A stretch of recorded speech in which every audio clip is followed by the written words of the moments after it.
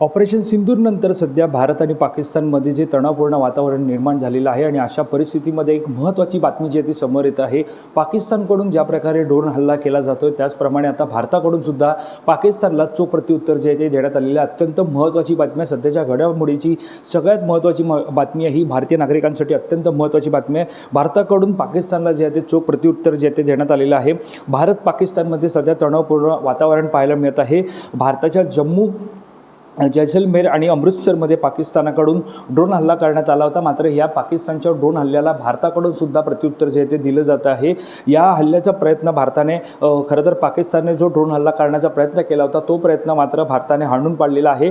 दुसरीकडे भारताच्या हवाई सुरक्षा प्रणालीने जम्मूमधील अनेक ड्रोन नष्ट केलेले आहेत. यानंतर भारताने आक्रमक पवित्रा घेत पाकिस्तानला चोख प्रत्युत्तर दिलेलं आहे. भारताने लाहोरमध्ये ड्रोन हल्ला जो आहे तो केल्याचं पाहायला मिळत आहे. कारण एकंदरीत पाहायला गेलं तर लाहोरमध्ये जे एअर डिफेन्स सेंटर होतं ते सुद्धा नष्ट जे ते केलं होतं. मात्र आता जर पाहायला गेलं तर भारताकडून जे ती चोख प्रत्युत्तर देण्याची कारवाई जी ती सुरू झालेली आहे. भारत आणि पाकिस्तान यांच्यामध्ये तणावपूर्ण परिस्थिती सध्या पाहायला मिळत आहे आणि अशा ह्या तणावपूर्ण परिस्थितीमध्ये नागरिकांना सतर्कतेचा इशारा जो तो देण्यात आलेला आहे. सीमा भागातील जे नागरिक आहेत त्यांना सुद्धा सतर्क राहण्याचा इशारा जो तो दिला जात आहे.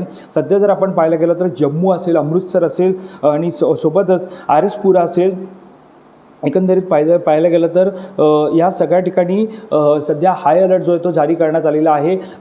एकंदरीत पाहायला गेलं तर भारताकडून सुद्धा जशाच तसं पाकिस्तान ज्या प्रकारे हल्ला करत आहे तशाच प्रकारचं प्रत्युत्तरसुद्धा भारताकडून जे ते दिलं जात आहे. एकंदरीत पाहायला गेलं तर आता साधारणतः हे ऑपरेशन सिंदूर हे अत्यंत महत्त्वाचं होतं भारतीय नागरिकांसाठी. कारण ज्या प्रकारे पहलगाममध्ये दहशतवाद्यांनी हल्ला केला होता त्यानंतर त्यांना दहशतवाद्यांच्या विरोधातली ही कारवाई होती. मात्र पाकिस्तानकडून आता भारताच्या लष्करी तळांवर भारतीय सैन्यावरती हा हल्ला जो आहे तो सुरू असल्याचं पाहायला मिळतं.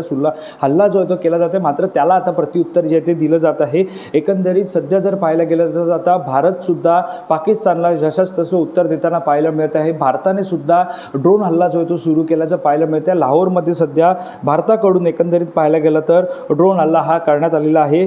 सध्या जम्मू असेल, अमृतसर असेल, सीमा भागातील जेवढे परिसर आहेत तेवढ्या परिसरमध्ये हाय अलर्ट जारी करण्यात आलेला आहे. ब्लॅकआउट करण्यात आलेला आहे. त्यामुळे आत्ताच्या घडीची ही सगळ्यात मोठी बातमी आहे. अत्यंत महत्त्वाची ही बातमी आहे. सध्या ब्लॅकआउट जो आहे तो पंजाबच्या सीमावर्ती भागामध्ये लागू करण्यात आलेला आहे.